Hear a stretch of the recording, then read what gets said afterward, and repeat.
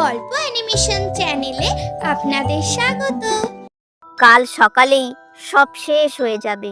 তোমাদের উপর এক বড় বিপদ আসছে। মা, তোমার কথা খুব মনে পড়ছে মা।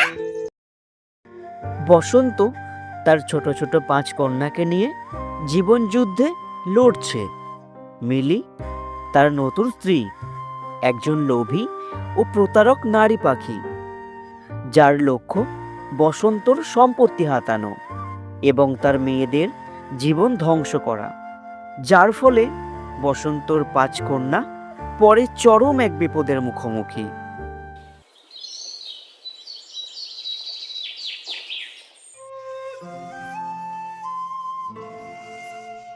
তুমি চলে যাওয়ার পর থেকে আমার জীবনটা কত কঠিন হয়ে গেছে কুহু। আমাদের ছোট ছোট কন্যাগুলোর জন্য কত আশা ছিল তোমার, বলো।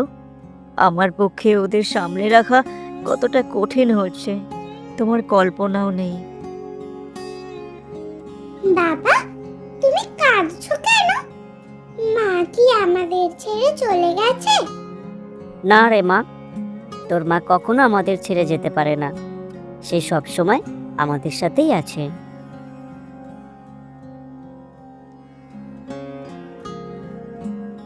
বসন্তের এই মেয়েগুলোই আমার পথে সবচেয়ে বড় বাধা।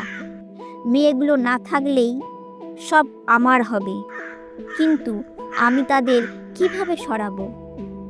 মা আমাদের নিয়ে কেন এমন ভাবছে? আমাদের ক্ষতি করার জন্য কিছু পরিকল্পনা করছে নাকি?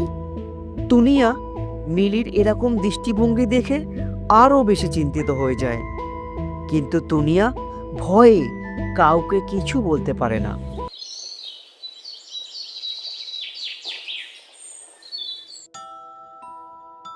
কাল সকালেই সব শেষ হয়ে যাবে।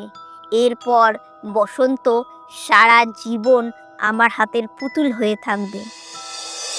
মা কি আমাদের দুধে কিছু মেশাচ্ছে? না না, আমার বোনেদের বাঁচাতে আমাকে দ্রুত কিছু করতে হবে। দুনিয়া ঝটপট মিলির চোখের আড়ালে দুধের বাটিটি ফেলে দেয় এবং তার বোনেদের সাবধান করে।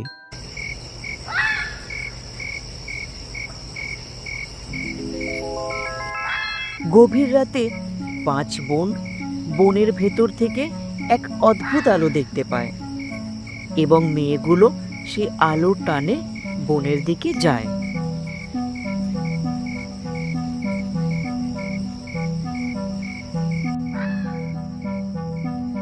পাঁচ মেয়েকে এক অপার্থিব আলো ঘিরে ধরে এবং তাদের সামনে এক সুন্দর পরীর আবির্ভাব পায়।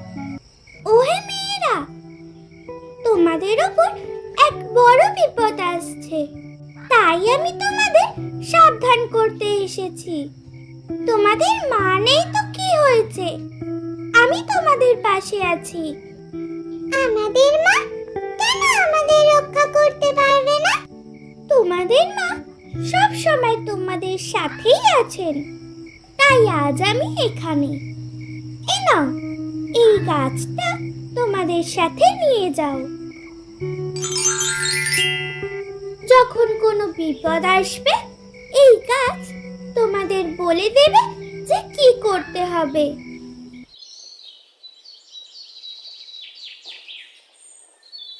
পরের দিন সকালে তুনিয়া তার মায়ের কথা খুব মনে পড়ছিল, তাই তুনিয়া তার বোনেদের সাথে তাদের মায়ের সাথে কাটানো সময়গুলো মনে করছিল।